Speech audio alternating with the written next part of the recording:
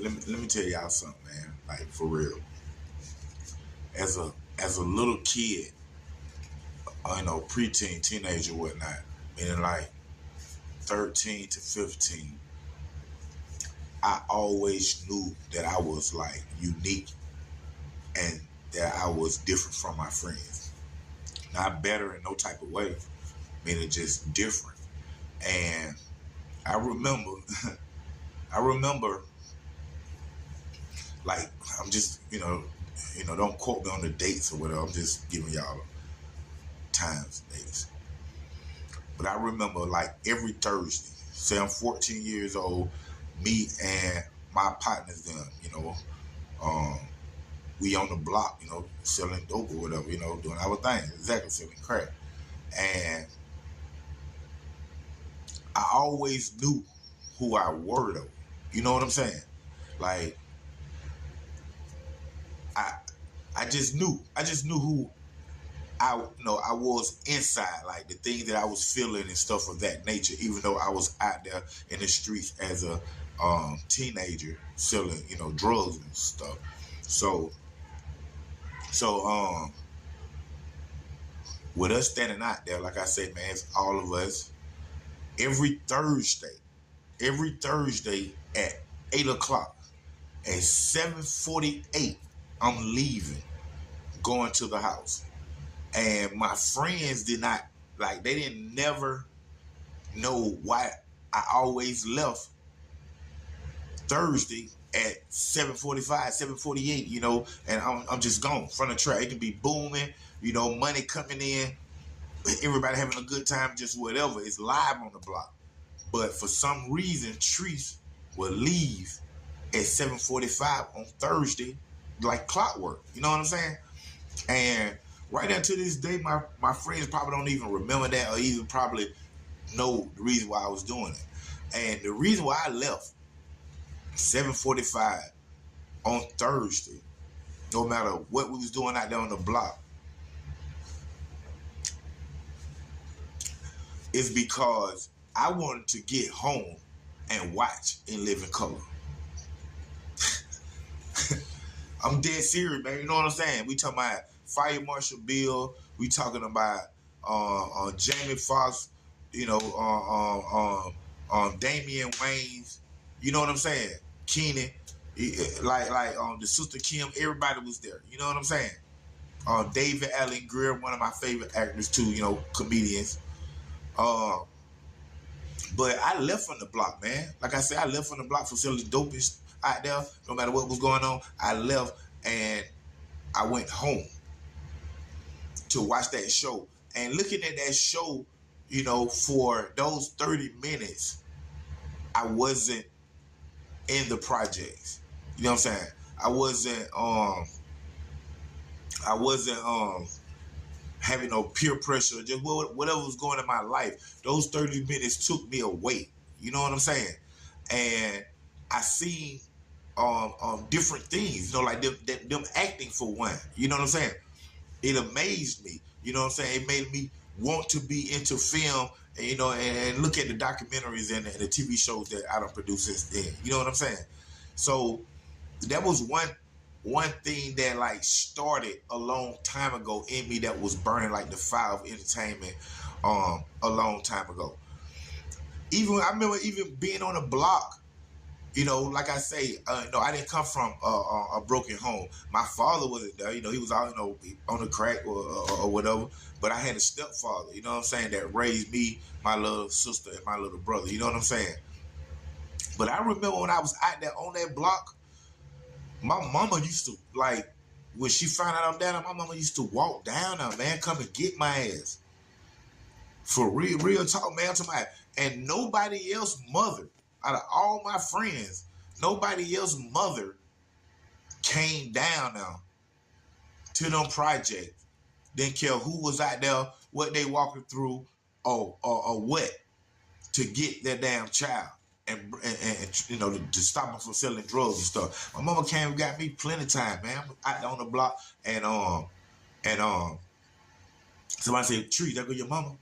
Oh, you know what I'm saying? And And even like when I got busted, you know what I'm saying, and ended up going down the road and spent that time in juvie, that year in juvie, everybody, I remember everybody, which is common, you know, people tell you, you're going down the wrong path.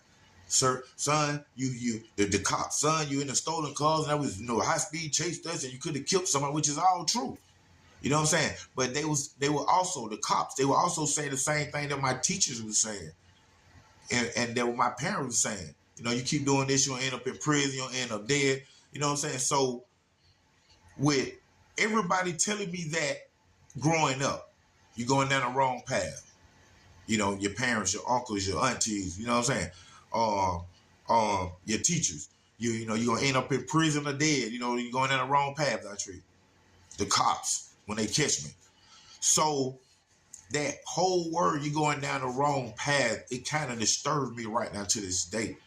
Because I understood what they were saying to me about going down this negative road, because it was a negative road. But far as excuse me, but as far as them telling me that I was going down the wrong path, you can't tell me what the path is. Like, you can't say that that's wrong. Because with me getting in that trouble when I was younger and end up going to juvie and did that year in juvie, once I came home, my mama told me that I have a cousin that's a judge that works for the juvenile court system, the same one that I'm in right now, though, coming home from doing the 11 months. And I had to go to a center, you know what I'm saying? Back in them days, I was committed to the state.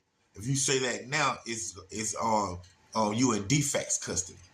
You know what I'm saying? So when I got out of juvie for doing that year, I was like 16, had just turned 16. I'm still, you know, a minor, whatever. So I was still into the state's custody.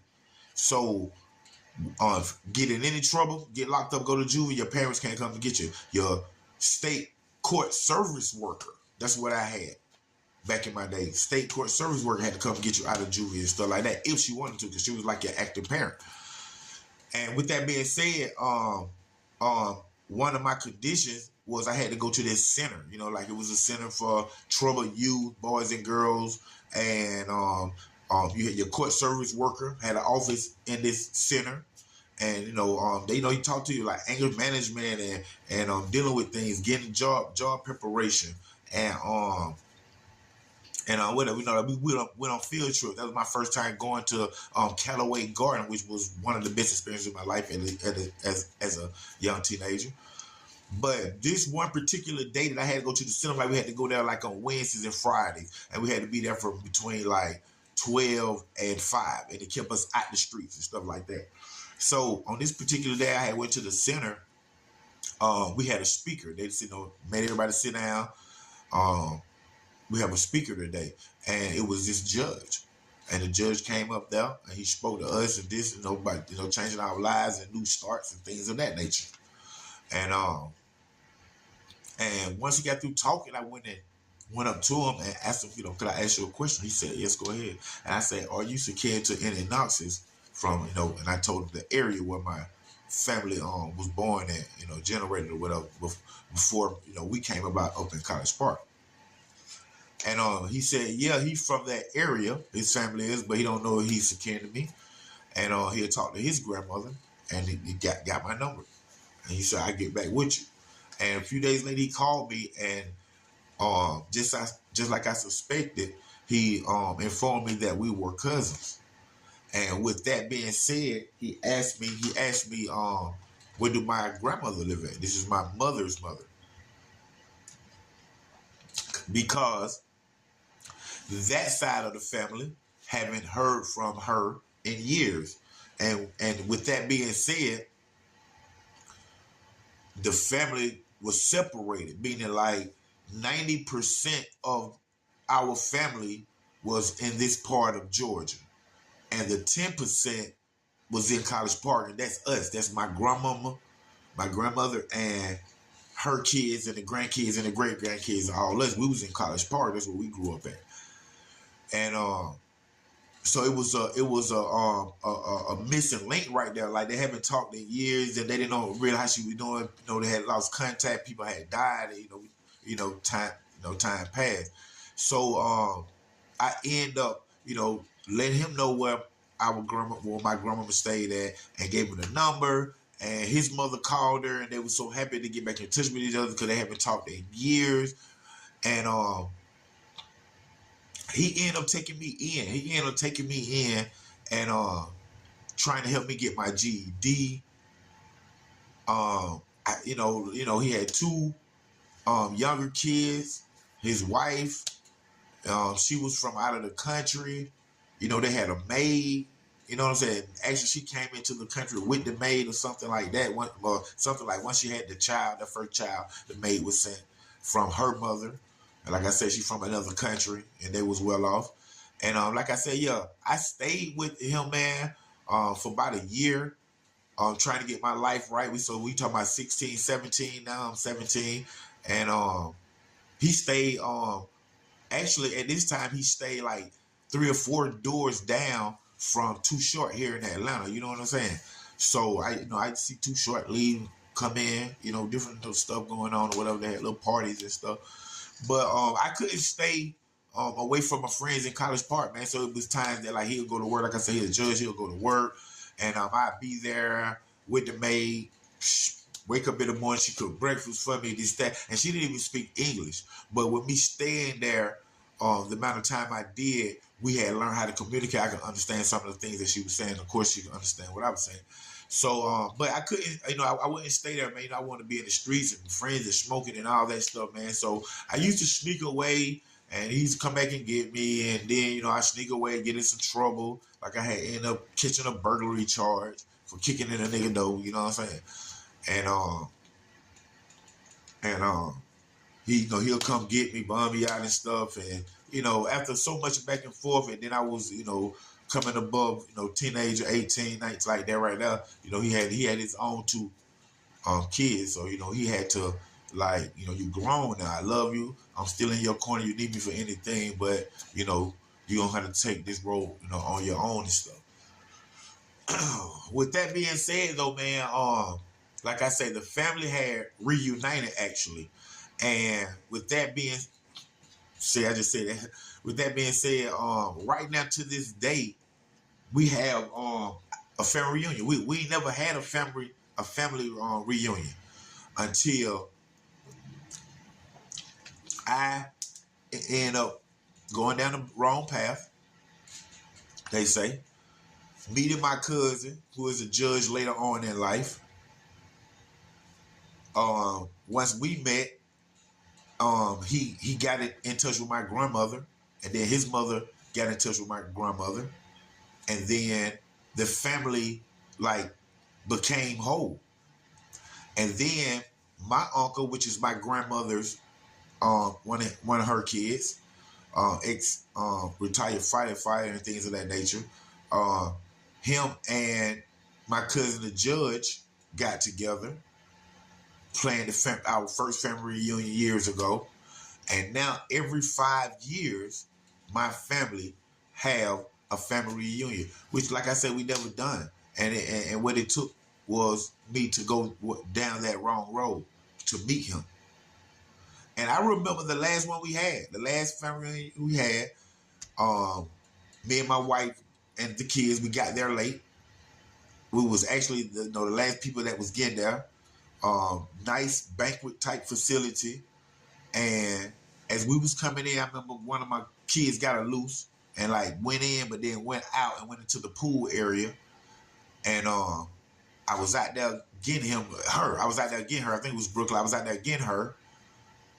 And my mama come out there, and she was like, "He's calling you," talking about our cousin the judge. "He's calling you on the microphone right now. He said he just seen you. He's calling you. I get the baby." So she went ahead and grabbed was giving a baby, and I went back in the facility. And as I'm coming in, he had the microphone, and he was, getting everybody attention. So once he quieted everybody down, he invited me up on stage. So when he invited me up on stage, he introduced me to the rest of the family and all the elders that were sitting in front right there. And he was like, "This is such and such grandson, Freddie May Knox. This is Freddie May Knox's grandson." And I want to tell y'all a little story real quick. And what he proceeded on to tell them was pieces of my life where I was, younger. I was getting in trouble, and then I went to juvie, came out of juvie, and met him. And the end, when he ended that story to the family, what he had basically told them was, if it wouldn't be for me, we wouldn't be here today having this family reunion, because I met him and we got the family back together after all these years. It was a separation starting with my grandmama and us, because we lived in College Park, and the other Knoxes stayed, in another 20 minutes outside, 30 minutes outside of College Park. You know what I'm saying? So you never let nobody tell you that the path that you are taking is the wrong path, because that same path did something extraordinary for a family member of mine and myself right now to this day. And I'm giving y'all this story. That same cousin called me one day. I'm staying in Riverdale, and this is during the time that I'm running the club, Gabby Road Club, and all that stuff. We'll talk about that. Got stories. But this during the time I'm running the club on Gabby Road 321, the gate. And my cousin, the judge, called me. He said, "Hey, Dontrece, I think I have your cousin right here in lockup in juvenile hall. And this is his, he's been in front of in my courtroom several times. So I decided to send him down to Augusta Youth Development Center, where you spent your time at, Dontrece." So I'm like, "What, my cousin? Who?" So he tell me his name. I don't got no cousin named that name. Yeah. No, I know. I asked him about his mother, and he was telling me about his mother, this and his dad, and so then for some reason I just asked him about his father. "Hey, well, what about your father, son? Your father ain't in your life?" And he said, my cousin responded by like, I don't know the man. He said, what is his name? And when he said his name, it was my uncle's name, my mama's little brother, the same uncle who I told you, the well-off uncle, the white sheep of the family, the uncle that hold everything together in your family. Everybody got one of those. But it just so happened to be him. So I'm like, "What, uncle?" Like, yeah, he said, "This is..." So I said, "Hey, I'm going to call you right back." He was in his judge's chambers. The little boy was like 15 years old. And he was out there in the courtroom. He gave me a call. So I said, "I'm going to call you back, cuz." Pick up the phone. Call to my uncle's house. "Hey, Unc, man, I just talked to cousin such, man. He in his chambers, man. Just called me from the courtroom, man. And he said, man, he think he got your son locked up." "What?" "Yeah, man, yeah." So my uncle go holler at him. Go holler at cuz. They go down to the juvenile hall. They go get the young man out. And turns out he's my uncle's firstborn son. Uncle didn't even know. And he already had 3 kids at the time, 3 boys, and got a junior. And that ended up being his firstborn son. And y'all want to hear something amazing, how Jehovah is? Once I called my uncle, and they went and got the little boy out of juvie, and he brought him over to the family. My little cousin, man, big shouts out, cuz, talk to you watching this show. Man, my little cousin's life turned around like a complete 360. He ended up staying out of trouble. He went ahead and graduated. He ended up going to the Army and came home with honorable ranking. You know what I'm saying? This charge honorable. You know what I'm saying? And right now, big old nice house, beautiful wife, kids, legal guns. I'd be like, you know what I'm saying? And this all from going down that road, because that's all it is a road. And it's a whole bunch of them. It's what you do at the end. Not everybody say, ain't what you do, how you do it. No. It's what you do at the end. Who you are. Know who you are, because that's more important than anything. You know what I'm saying? And like I said, I knew who I was a long time ago.